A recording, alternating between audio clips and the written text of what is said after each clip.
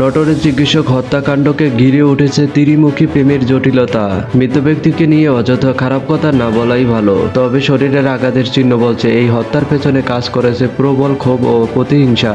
জনসেবা হাসপাতালের মালিক এক নার্স ও ব্যক্তিগত সহকারী আশাদের মধ্যে দীর্ঘদিনের প্রেমের টানাপোড়েন থেকেই জন্ম নেয় বিভেদ। সূত্রে জানা যায়, সহকারী আশাদের প্রেমিকার সঙ্গে হাসপাতালের মালিকের সম্পর্ক ফাঁস হয়ে গেলে চাকরি হারান আসাদ। এরপরেই জমতে থাকে ক্ষোভ ও অপমান বোধ। সবকিছু মিলিয়ে এক ভয়ঙ্কর পরিকল্পনা।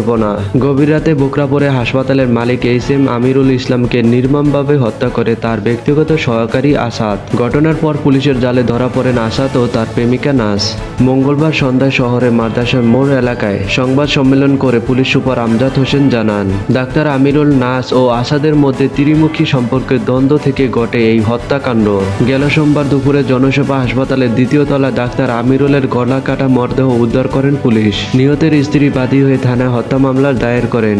গ্রেপ্তারকৃত আসামি আসাদ বগুড়ার ফকরিপাড়ার এলাকার বাসিন্দা। ইতিমধ্যে পুলিশ 6 জনকে হেফাজতে নিয়ে জিজ্ঞাসাবাদ করেছে এবং হত্যার ব্যবহৃত ছুরিটিও উদ্ধার করেছে। পুলিশ জানিয়েছে, হত্যার মূল আসামি আসাদুল মিয়া আসাদ দীর্ঘদিন ধরে ডক্টর আমিরুলের ব্যক্তিগত সহকারী হিসাবে কাজ করছিলেন। জিজ্ঞাসাবাদে তিনি স্বীকার করেছেন, 2024 সাল থেকে ওই হাসপাতালের এক নার্সের সঙ্গে তার প্রেমের সম্পর্ক ছিল।